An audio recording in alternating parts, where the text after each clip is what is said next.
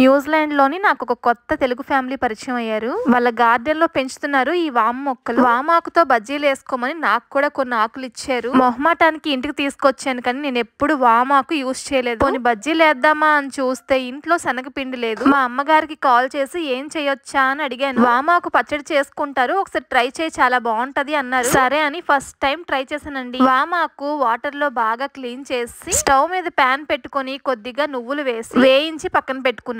అదే ప్యాన్ లో కొంచెం ఆయిల్ వేసి శనగపప్పు, మినప్పప్పు, జీలకర్ర, కొద్దిగా ధనియాలు, ఎండుమిర్చి వేసేసి నూనెలో బాగా వేయించుకొని పక్కన పెట్టుకున్నాను. ఇప్పుడు ఇదే ప్యాన్ లో కొంచెం ఆయిల్ వేసేసి వామాకు ఇందులో వేసేసి బాగా వేయించి పక్కన పెట్టుకున్నాను. ఇప్పుడు చిన్న నిమ్మకాయ సైజ్ అంత చింతపండు తీసుకుని కొంచెం వాటర్ వేసి నానపెట్టి పక్కన పెట్టుకున్నాను. అన్ని రెడీ అయిపోయి ఇంక మిక్సీలో వేయడమే లేటు. ఒక పెద్ద మిక్సీ జార్ తీసుకొని ఫస్ట్ నువ్వులు వేసేసి వేయించి పక్కన పెట్టుకున్నాం కదా, జీలకర్ర, ధనియాలు, ఎండుమిర్చి అన్ని వేసేసి ఓ 4 వెల్లుల్లి వేసి నానపెట్టిన చింతపండు కూడా వేసి తగినంత సాల్ట్ కూడా యాడ్ చేసేసి ఒకసారి గ్రైండ్ చేసేసుకుని, ఇది మెత్తగా గ్రైండ్ అవదు, ఇలా బరకగా ఉంటది. ఇప్పుడు ఇందులోని వేయించుకున్న వామాకు కూడా వేసేసుకుని ఇప్పుడు బాగా గ్రైండ్ చేసేసుకుంటే మనకి వామాకు పచ్చడి రెడీ అయిపోతుంది.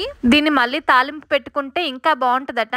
బట్ నాకైతే అప్పటికే ఓపిక తగ్గిపోయింది. ఇలానే వేడి వేడి అన్నంలో నెయ్యి వేసుకుని కలుపుకొని తిన్నామా, వామాకు పచ్చడి ఎంత అద్భుతంగా ఉంటదని నేను ఎప్పుడు అనుకోలేదండి. మీకు ఎప్పుడైనా వామాకు అవైలబుల్ ఉంటే ఒకసారి ఇలా పచ్చడి చేసి చూడండి, చాలా చాలా టేస్టీగా ఉంటది. మీరు వామాకుతో ఇంకేం చేయగలరు?